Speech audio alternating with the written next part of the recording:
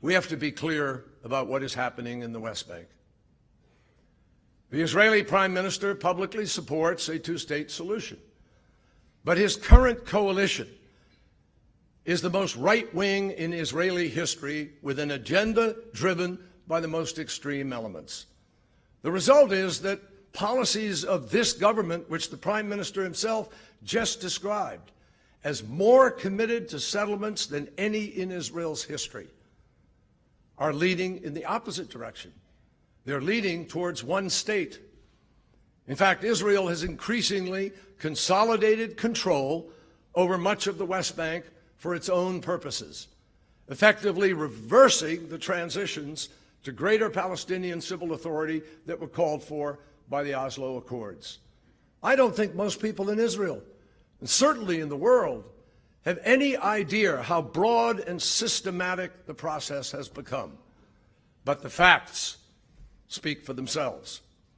The number of settlers in the roughly 130 Israeli settlements east of the 1967 lines has steadily grown.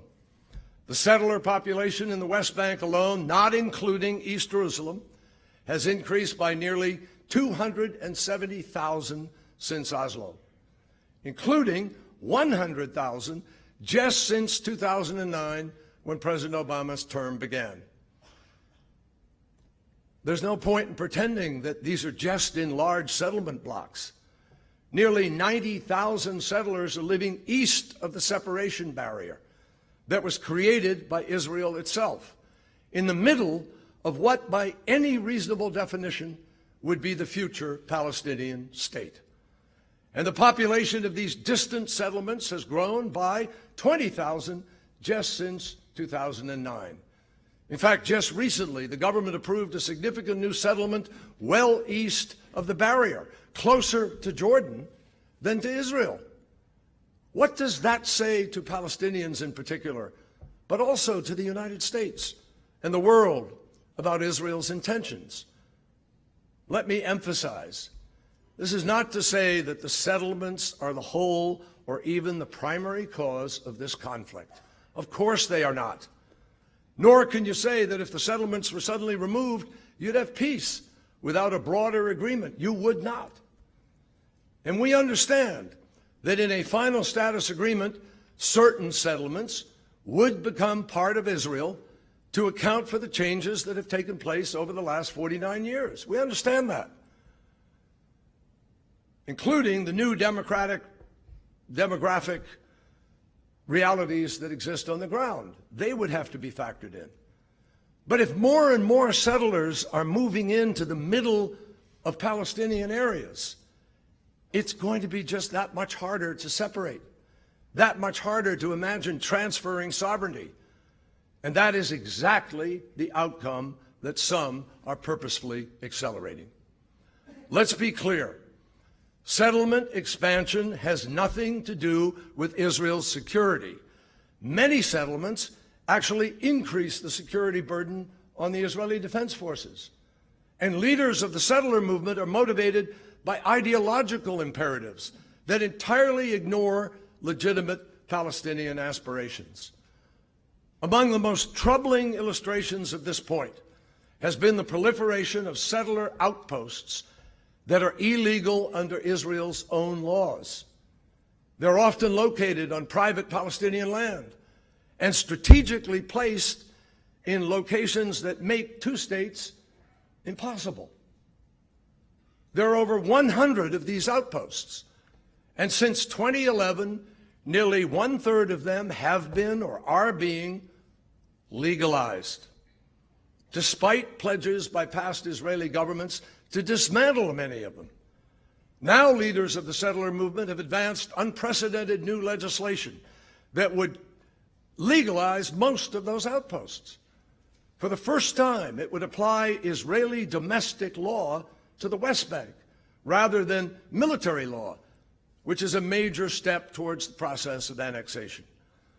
When the law passed first reading in the Israeli parliament, in the Knesset, one of the chief proponents said proudly, and I quote, "Today, the Israeli Knesset moved from heading towards establishing a Palestinian state towards Israeli sovereignty in Judea and Samaria. Even the Israeli Attorney General has said that the draft law is unconstitutional and a violation of international law. Now, you may hear from advocates that the settlements are not an obstacle to peace because the settlers who don't want to leave can just stay in Palestine, like the Arab Israelis who live in Israel. But that misses a critical point, my friends.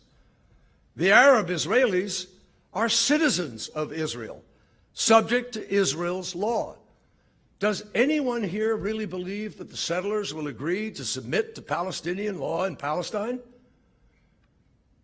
Likewise, some supporters of the settlements argue that the settlers could just stay in their settlements and remain as Israeli citizens in their separate enclaves in the middle of Palestine, protected by the IDF.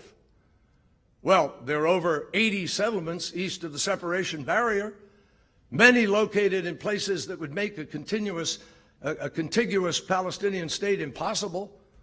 Does anyone seriously think that if they just stay where they are, you could still have a viable Palestinian state? Now, some have asked, why can't we build in the blocks, which everyone knows will eventually be part of Israel?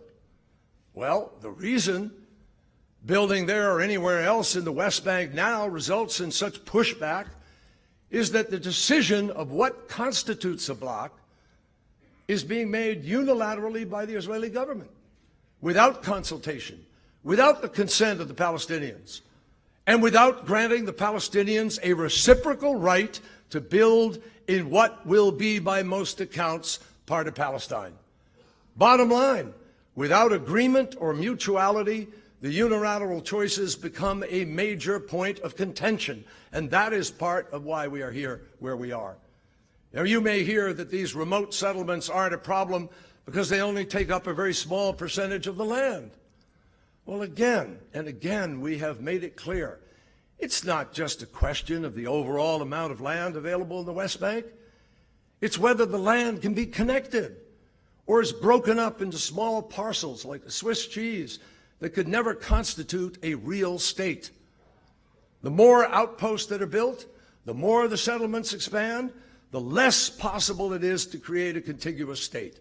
So in the end, a settlement is not just the land that it's on, it's also what the location does to the movement of people, what it does to the ability of a road to connect people, one community to another, what it does to the sense of statehood that is chipped away with each new construction. No one thinking seriously about peace can ignore the reality of what the settlements pose to that peace. Your barrel bombs and mortars and airstrikes have allowed the militia in Aleppo to encircle tens of thousands of civilians in your ever-tightening noose. It is your noose